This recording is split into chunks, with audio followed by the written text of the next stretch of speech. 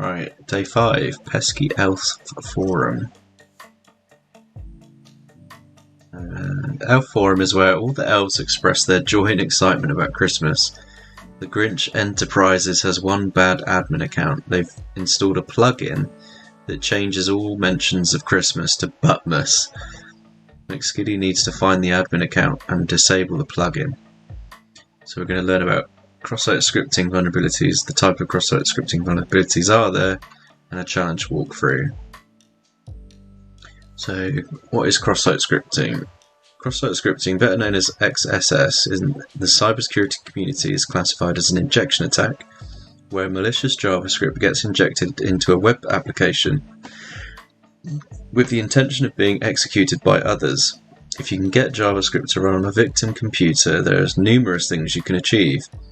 This can range from stealing the victim's cookie to take over their session, running a keylogger that will log every key the user presses on their keyboard while visiting the website, redirecting the user to a totally different website altogether, or performing some kind of action on the website such as placing an order or resetting their password.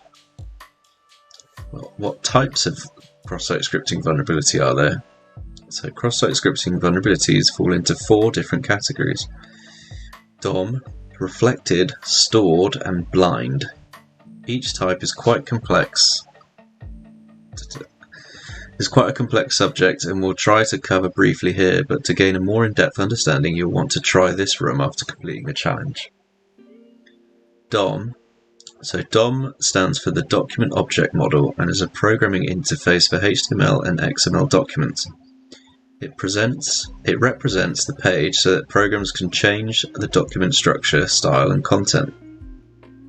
A web page is a document, and this document can be either displayed in the browser window or as the HTML source.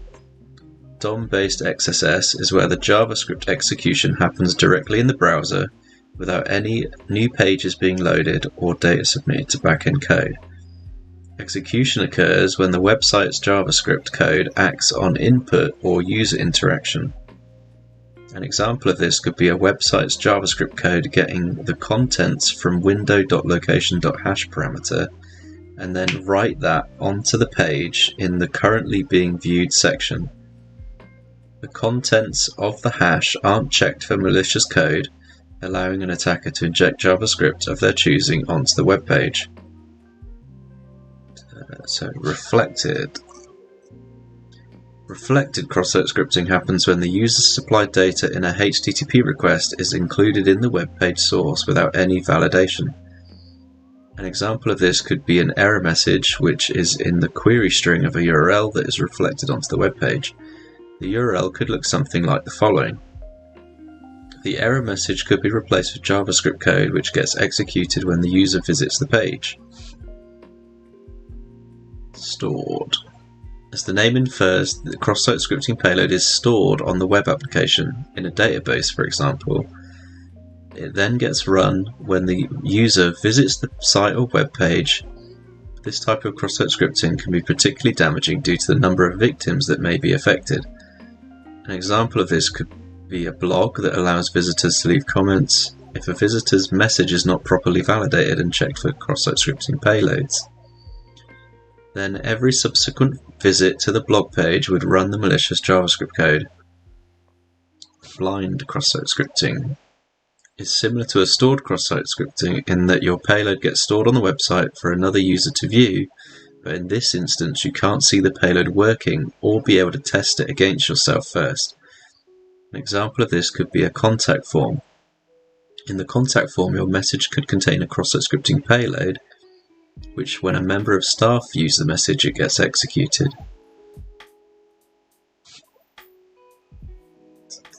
So the challenge walkthrough. Click the green start machine on the top right of the task. Once the machine is loaded, click the following link. So we need to start the VM.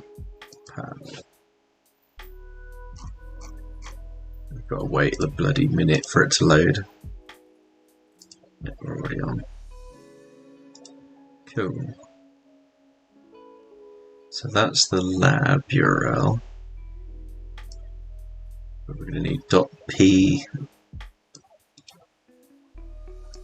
tmh labs Doubt we're gonna need burp.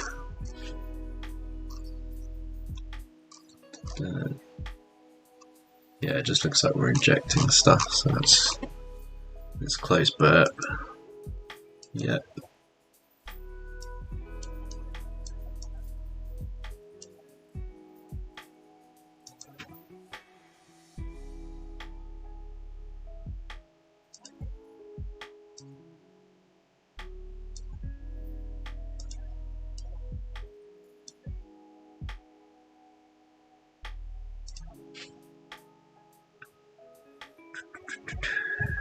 Right, there's our IP.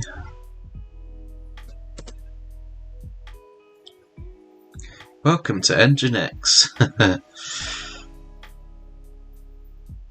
Right, so here you'll find the Elves forum. I mean, I'm not seeing it.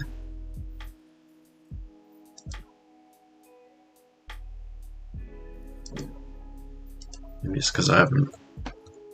HTTPS. Let's see if that does the direction. Yeah, there we go.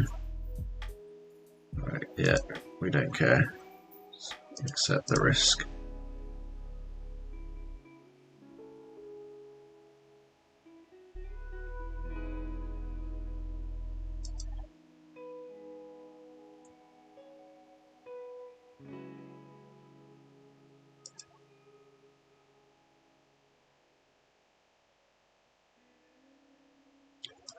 Yeah, alright, that don't work.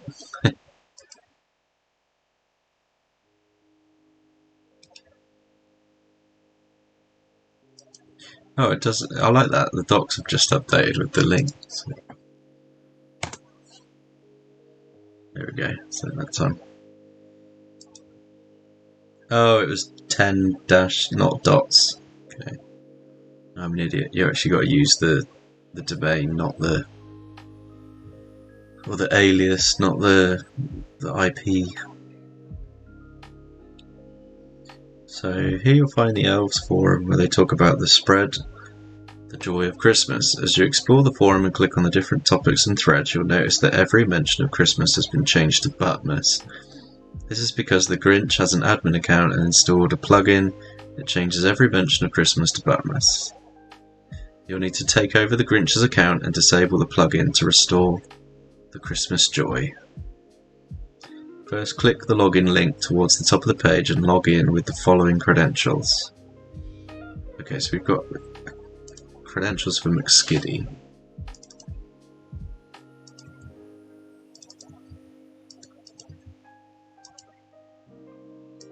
Let's save them.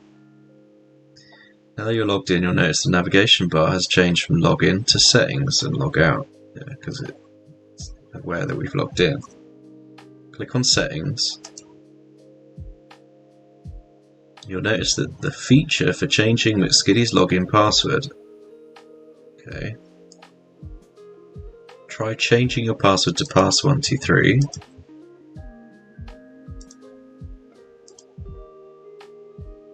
When you do this, you'll notice your address bar changes to look like the below screenshot. Okay. So we get new password equals pass2123. Now let's go back to the forum and visit one of the threads. If you scroll to the bottom, you'll notice you'll be able to leave a comment. Try leaving the following comment. Once your comment is posted, you'll see that the word world has been underlined. Yeah. So, Elf forum. General. So if we leave this comment. So this bit's unvalidated. Hello world. This means the comment is reflected as you wrote it without the underline HTML tags being stripped. You can try the HTML script tags instead to see if the website will run any JavaScript that was entered. So, using the URL you found earlier, changing the user's password, you can try the following.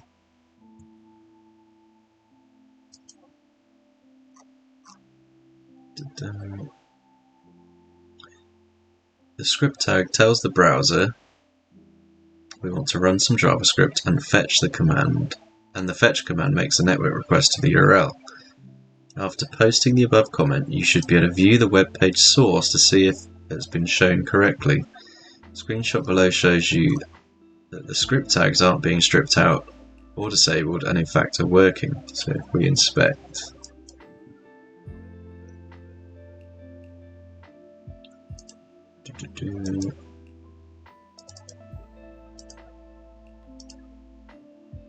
there's the fetch tags.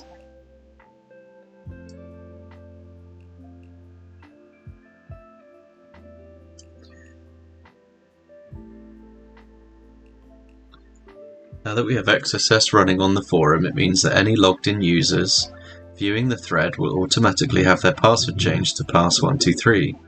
Let's log out and see if the Grinch has visited the thread by trying to log into them. It may take up to a minute before the Grinch visits the page and their password changes. So we log out, log in again. We try the password 123. Now we're logged in as the Grinch. Yeah. So once it's logged in, go to the settings page again and you'll discover that there's a feature with the option to disable the Christmas to Buttmas plugin. So, oh yeah, there we go. Disable. Brilliant, the plugin has been disabled and joy has been restored to the forum. So we should put the flag in and submit.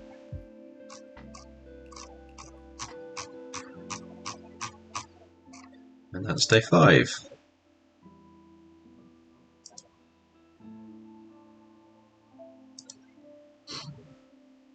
Let's close that, terminate that. Let's do the last one.